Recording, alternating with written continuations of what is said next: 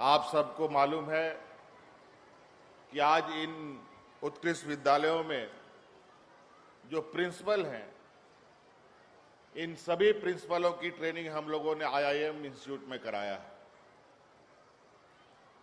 इस आशा उम्मीद के साथ कि राज्य के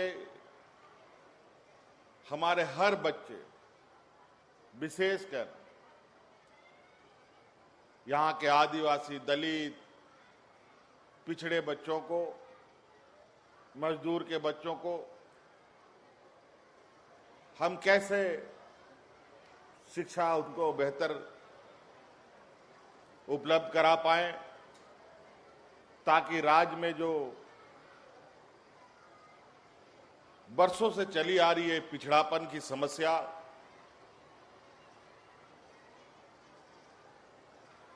को खत्म करने वाले में हमारी आने वाली पीढ़ी का एक बहुत बड़ा योगदान साबित हो। शिक्षा एक बहुत बड़ा शस्त्र है। ये एक ऐसा शस्त्र है जिसके माध्यम से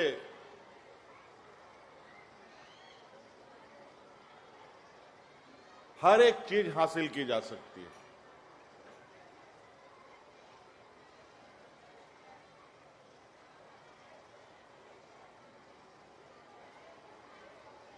लेकिन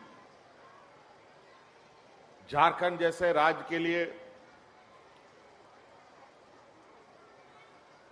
जो सबसे पहले होना चाहिए था, जो यहाँ के हमारे बच्चों को शिक्षा के विषय में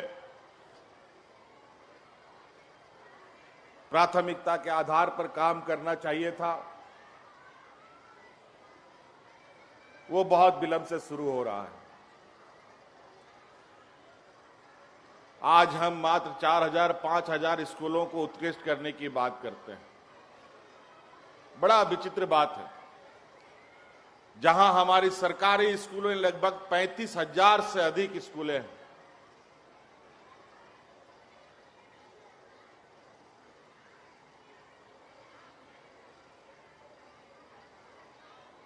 और उन स्कूलों में जिस तरीके से बरसों से पढ़ाई लिखाई की स्थिति बनी रही, ये कहीं ना कहीं आने वाले समय के लिए राज्य के लिए बहुत बड़ा चिंता का विषय होगा।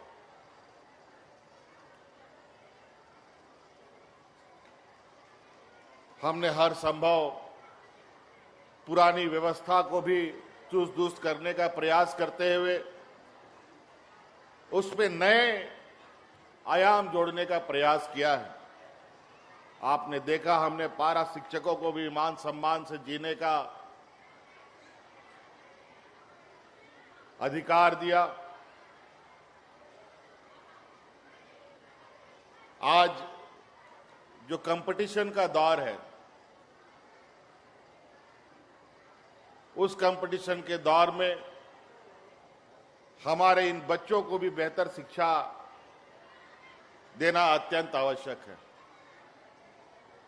हम आज नमन करते हैं अपने तत्कालीन विभागीय मंत्री जगन्नाथ महतो जी का, जो आज हमारे बीच नहीं है।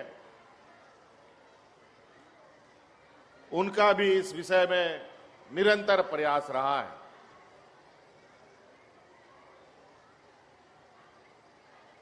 आज पहले चरण में 80 विद्यालय उत्कृष्ट विद्यालय के रूप में उद्घाटन हुआ है, लेकिन मुझे जो जानकारी मिली है, अभी भी कई स्कूलें ऐसी हैं जहां पर कुछ काम बाकी है। चलिए, कुछ काम बाकी है तो वो निश्चित रूप से एक समय अवधि पर विभाग इसको पूरा करे, ये सुनिश्चित जल्द से जल्द करने का काम करे। क्योंकि अब ये कदमें आगे बढ़ चुकी हैं अब ये रुक ना पाए, इसके लिए हर प्रयास विभाग इस विषय पर कड़ी नजर रखते हुए करे, ताकि हम अपने बच्चों को आज के दौर की एक शिक्षा व्यवस्था है उसके बराबर में लाके खड़ा कर सके। अभी गिरिडीह जिला से हमारे विधायक जी ने शिक्षकों की कमी की बात कही है। निश्चित रूप से शिक्षकों की कमी है, ये हमें भी मालूम है। कई अड़चने, कई समस्याएं, कई बाधाओं की वजह से शिक्षकों की नियुक्ति नहीं हो पाई, लेकिन इन समस्याओं का समाधान निकाला जा चुका है। और जहां तक मैं उम्मीद करता हूं कि इस माह के अंत तक में लगभग 25,000 अलग अलग चरणों में हजारों की संख्या में शिक्षकों की बहाली होनी है। और इस साल के इस मंथ के आखिरी में लगभग 25,000 शिक्षकों की बहाली कर ली जाएगी, जो इन स्कूलों में पदस्थापित होंगे और बच्चों को शिक्षा देंगे। और इसका अभी तो हम लोगों ने शुरुआत की है, कई चीजें इसमें अभी और भी जोड़ने बाकी हैं। समय समय पर इसका आकलन किया जाएगा। और इस स्कूलों को चलाने के लिए एक और विशेष बात मैं कहना चाहूंगा कि स्कूल के अंदर एक प्रबंधन समिति भी है, जो वहां के बच्चों के अभिभावकगण उसके सदस्य होते हैं, अध्यक्ष होते हैं, उपाध्यक्ष होते हैं। उन सब से भी आग्रह होगा कि आप लोग की भी इसमें एक अहम भूमिका होती है कि ये स्कूल कैसे चले। हम आधारभूत संरचना दे सकते हैं, हम किताबें दे सकते हैं, हम कपड़े दे सकते हैं, हम व्यवस्थाएं उपलब्ध करा सकते हैं, शिक्षक दे सकते हैं, लेकिन उस प्रबंधन समिति ये बात को सुनिश्चित करे कि ये स्कूल संसाधनों के साथ बेहतर शिक्षा भी उन स्कूलों में मिल रही है। और जो स्कूल बेहतर प्रदर्शन करेगा, समय समय पर इसका आकलन करते हुए उस विद्यालय को, वहां के बच्चों को और वहां के शिक्षकों को भी पुरस्कृत किया जाएगा विभिन्न सहायता के रूप में। तो इसलिए बातें बहुत हैं। लगभग हम लोगों को 5,000 और स्कूलों पर काम करना है। आज 80 स्कूलों पर ही हम लोगों ने शुरुआत किया है। अभी कई मंजिलें पार करनी है।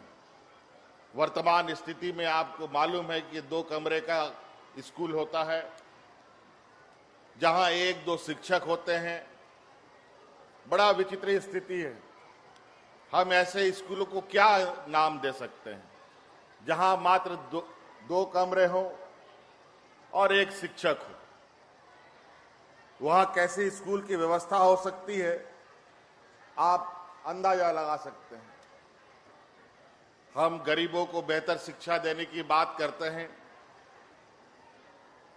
आदिवासी, दलित, पिछड़ों को अच्छी शिक्षा देने की बात करते हैं, लेकिन ये व्यवस्था जो अभी परंपरा चली आ रही है, 2 कमरों में बच्चों को शिक्षा देना, कहीं ना कहीं इन लोगों के प्रति एक मजाक उड़ाने के जैसा है। आज उससे अलग हट करके एक बेहतर, एक हमारे प्राइवेट स्कूलों के कंपटीशन में, जहां आज आप लोग जिले के विभिन्न प्राइवेट स्कूलों में जाने का सपना देखते हैं, मैं आशा उम्मीद करता हूं वहां के शिक्षकगणों से कि आपके स्कूल में आने के लिए बच्चों की लंबी कतार बनी रहे और हम अपने स्कूलों को इस राज्य का एक और देश का एक मॉडल स्कूल के रूप में स्थापित कर सके। शिक्षा को लेकर सरकार कई सारी चीजें और कई क्षेत्र में काम भी कर रही है। आपको मालूम है, हम लोग फॉरेन स्कॉलरशिप भी बच्चों को दे रहे हैं, जहां बच्चे को विदेशों में पढ़ने के लिए 100% स्कॉलरशिप राज्य सरकार दे रही है। आज हमारे स्कूल से बच्चे ना निकले, ड्रॉप आउट ना हो, इसके लिए सावित्रीबाई फुले जैसी योजनाएं चलाई गई बच्चियों के लिए, जहां बड़े पैमाने पर बच्चियों को इस योजना से जोड़ा गया। इसके साथ साथ एकलव्य प्रशिक्षण योजना लेके आ रहे हैं, मुख्यमंत्री शिक्षा प्रोत्साहन योजना ला रहे हैं, गुरुजी स्टूडेंट क्रेडिट कार्ड योजना ला रहे हैं, जहां आने वाले समय में बच्चों को पैसे के अभाव को लेकर पढ़ाई में कोई दिक्कत ना हो, इसको लेकर ये योजनाएं लाई जा रही हैं।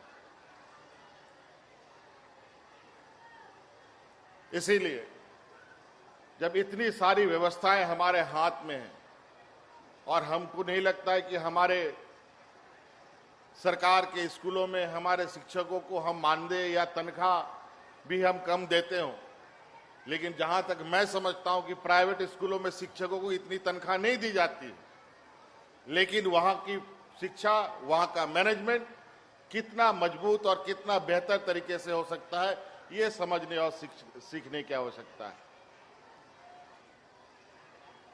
इसीलिए विभाग इस विषय पर जो मुख्य सचिव ने जो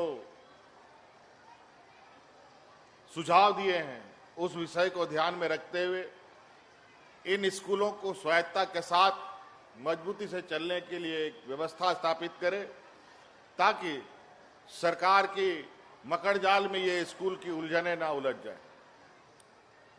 तो इसलिए आप सबको भी, बच्चों को भी आपको मैं कहना चाहूंगा कि आप सब लोगों की पढ़ाई के लिए अब आपको पैसे की चिंता करने का जरूरत नहीं है। अब इस स्कूल से निकलेंगे इंजीनियर, डॉक्टर, वकील, जज बनना चाहेंगे, पत्रकार बनना चाहेंगे, इनकी भी पढ़ाई होती है और इन सब पढ़ाई का खर्चा राज्य सरकार आपके लिए उठाएगी। आप पढ़ाई छोड़ना बंद मत कीजिए। आपके लिए सारी व्यवस्थाएं हम लोग दे रहे हैं और आगे कोई भी नौकरी का अगर आप तैयारी कर रहे हैं, बैंक में नौकरी करना चाहते हैं, कोई बड़ी बड़ी कंपनी में नौकरी के लिए आप तैयारी कर रहे हैं, बड़ी बड़ी संस्था के लिए नौकरी की तैयारी कर रहे हैं, तो जो तैयारी कीजिएगा उस तैयारी का कोचिंग का भी पैसा सरकार देगी और एंट्रेंस एग्जाम का भी तैयारी करेंगे, उसका भी राज्य सरकार आपको सहायता राशि देगी। इसलिए पढ़ाई से अब आप लोग को पीछे हटने की जरूरत नहीं है। तो कई ऐसी चीजें हैं जो समय के अभाव में मैं आपको पूरी तरीके से बता नहीं पा रहा हूं, फिर भी हम लोग फिर मिलेंगे। ये तो आज हम लोगों ने शुरुआत किया है और ये बगल में ही हम लोग का विधानसभा भी है। मैं समय समय पर किसी भी समय इन स्कूलों में ऐसे राह चलते स्कूलों में घूम आ जा सकता हूं, देख सकता हूं, औचक निरीक्षण भी हो सकता है। इसीलिए आप लोग इन विषयों को बिल्कुल गंभीरता से लेते हुए बच्चों का बेहतर भविष्य बनाएं और बच्चे भी आप लोग अपने शिक्षकों का मान सम्मान को ऊंचा करने के लिए, अभी हम लोगों ने हाल में कल परसों अखबार में हम लोगों ने देखा, हम लोग की कस्तूरबा गांधी की बच्चियों ने शायद कोई एंट्रेंस एग्जाम निकाला है। कितनी खुशी की बात है। मैं उन सभी बच्चों से मिलूंगा और उनको जो भी समस्या होगा उस समस्या का निदान हाथों हाथ किया जाएगा आगे की पढ़ाई के लिए। इसलिए आप लोग भी पुरस्कृत होना चाहते हैं, मान सम्मान पाना चाहते हैं कि आप लोग भी पढ़ाई कीजिए बेहतर तरीके से। इन्हीं बातों के साथ धन्यवाद, जोहार।